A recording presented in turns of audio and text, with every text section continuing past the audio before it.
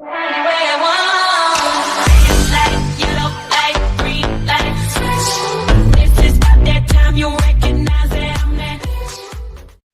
Trump's little secret: she avoided criminal indictment in 2012, report says, as multiple investigations swirl around the Donald Trump White House, including whether his campaign colluded with Russia or engaged in obstruction in justice.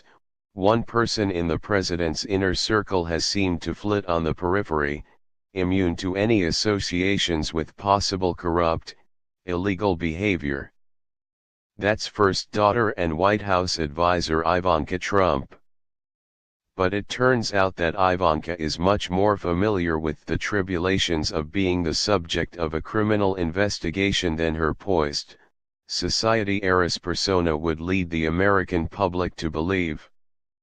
For 2 years starting in 2010, the aspiring entrepreneur and her brother Donald Trump Jr. were under investigation in a felony fraud case involving Trump SoHo, a luxury hotel and condominium project in New York City that they were developing for their father's Trump Organization, according to a news story by The New Yorker. But then Trump's personal attorney, Mark Kasowitz, intervened with a meeting with Manhattan District Attorney Cyrus Vance Jr. Kasowitz had donated generously to Vance's re-election campaign. Within a few months the investigation was dropped, according to the report, a collaboration of The New Yorker, ProPublica, and WNYC. For 2 years, prosecutors in the Manhattan District Attorney's Office had been building a criminal case against them for misleading prospective buyers of units in the Trump SoHo, reads the story. Despite the best efforts of the siblings' defense team, the case had not gone away, the story continues. An indictment seemed like a real possibility. The evidence included emails from the Trumps making clear that they were aware they were using inflated figures about how well the condos were selling to lure buyers. What do you think about this? Join the conversation at our Facebook page. In one email, the Trumps discussed the false information they had given to prospective buyers, according to the New Yorker story, which cites 20 sources familiar with the investigation, as well as court records and other public documents. In another email, the siblings fret that a reporter would break the story. In another, Donald, Jr., reassures a broker who was concerned about the false statements, saying that nobody would ever find out, because only people on the email chain or in the Trump Organization knew about the deception, a person who saw the email told The New Yorker. There was no doubt that the Trump children approved, knew of, agreed to, and intentionally inflated the numbers to make more sales, one person who saw the emails told The New Yorker. They knew it was wrong. The investigation was launched in 2010 by the Major Economic Crimes Bureau of the District Attorney's Office and progressed to the point that the lead prosecutor considered impaneling a special grand jury, a step that's often considered a prelude to indictments, The New Yorker said. With a grand jury in place, defense lawyers knew the risk of indictment was high, the story said. In response, the Trump Organization hired several top New York criminal defense lawyers to represent Donald, Jr., and Ivanka. In meetings with prosecutors, the attorneys conceded that their clients had made exaggerated claims, but argued that the overstatements didn't amount to criminal misconduct. The case continued until the future president had Kasowitz, his longtime personal attorney, get involved in the case in the spring of 2012.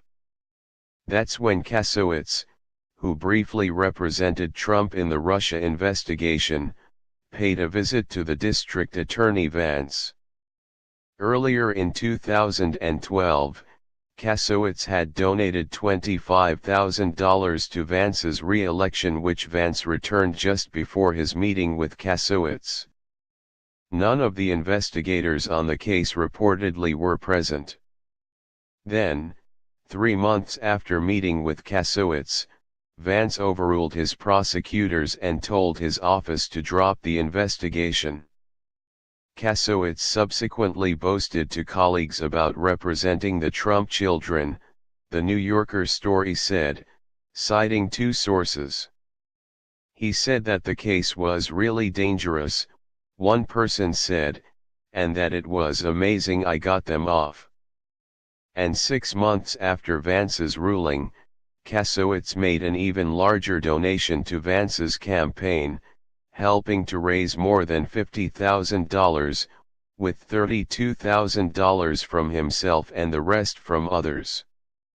When the New Yorker asked about these donations, Vance said he plans to give back Kasowitz's second contribution, too. "I don't want the money to be a millstone around anybody's neck, including the office's," he said. He also defended his decision to have his office drop the investigation. "I did not at the time believe beyond a reasonable doubt that a crime had been committed," he said. "I had to make a call and I made the call, and I think I made the right call." Kasowitz also justified his contribution to Vance's campaign and denied it had anything to do with his work with the Trump siblings. He said he's never made a contribution to anyone's campaign, including Cy Vance's, as a quid pro quo for anything.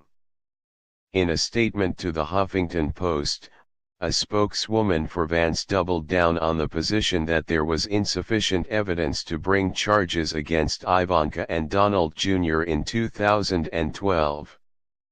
This was a 2-year investigation that never produced sufficient evidence to support a criminal prosecution, said Joan Valero, Vance's director of communications. During the investigation, the luxury apartment purchasers reversed course and took the position that the sellers had not committed any crime against them. No outside attorney influenced any decision in this matter. The future president unveiled the Trump SoHo project on the 2006 season finale of The Apprentice.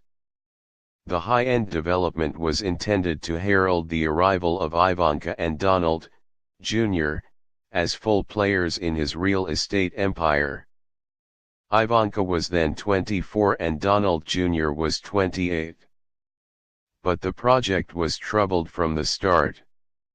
For one thing, the high-priced condos hit the market in September 2007, just as the global economy began to crater and a global recession set in. Over the next few months, Ivanka and Donald Jr. made numerous statements to the media and others that inflated the number of units sold. During a June 2008 press conference with the foreign press at Trump Tower, Ivanka announced that 60% of units had been sold. But none of that was true, the New Yorker said. According to a sworn affidavit made by a Trump partner to the New York Attorney General's office, only 15.8% of units had been sold by March 2010. Concluding they had been cheated, some buyers filed a lawsuit against the Trump Organization, accusing the Trumps and other defendants of a consistent and concerted pattern of outright lies. The suit was subsequently settled, with the Trumps agreeing to return 90% of the buyers' deposits as long as the plaintiffs agreed to not cooperate with prosecutors unless they were subpoenaed. In 2014, the Trump SoHo went into foreclosure in 2014 and was taken over by a creditor, the New Yorker said. Only 128 of the 391 units in the building have sold, around 33% and far below the 60% Ivanka once claimed.